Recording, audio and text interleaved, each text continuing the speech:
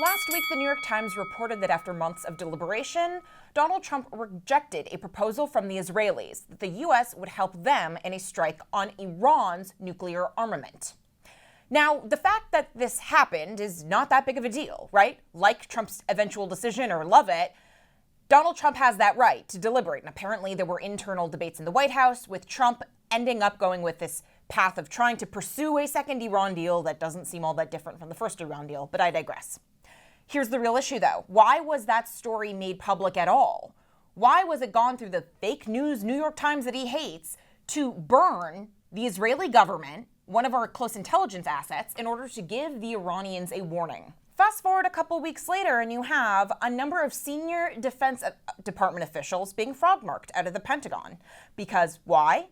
Of suspected leaking. This comes after Tucker Carlson, for some reason, was telegraphing the idea that not only would a strike on Iran lead us to war, but that the U.S. would lose that war. What's the conclusion here, Christian? I think it's that there is a deep state undermining the president, but it's not the deep state everyone assumes it is. It is the deep state that wants to appease Tehran and have us back away as the world superpower. You know, Tiana, I am not surprised to see the political apparatus working to either directly undermine Trump's policies or perhaps gum up the rollout that these behind-the-scenes negotiations usually afford an administration. So my question is to you this. The White House, not on the Iran story itself, but on this secondary signal scandal that Secretary Hegseth is wrapped up in, they're backing him up.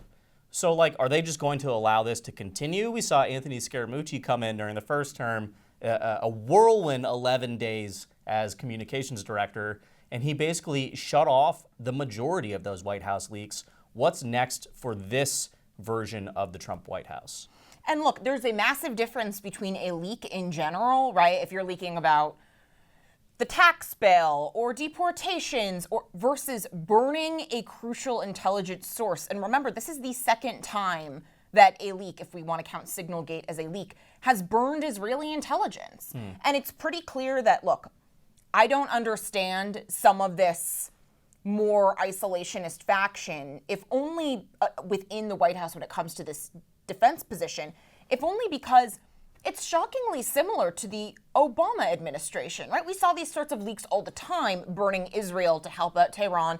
But the idea that we want to have, spheres of influence, or we just let Russia control their own sphere of influence, how is that any different than Obama and it's a multipolar world. We're not the world's policemen. We can't be anymore. Like we're doing an Iran deal, we're burning the Israelis. How is this different than Obama's second term? I think you need to go back further in time. I don't think this sounds like President Obama's foreign policy. When you talk about spheres of influence, the first thing I hear or think about is 19th century and 20th century colonization policies of England or France or the Netherlands and China and other parts of Southeast Asia.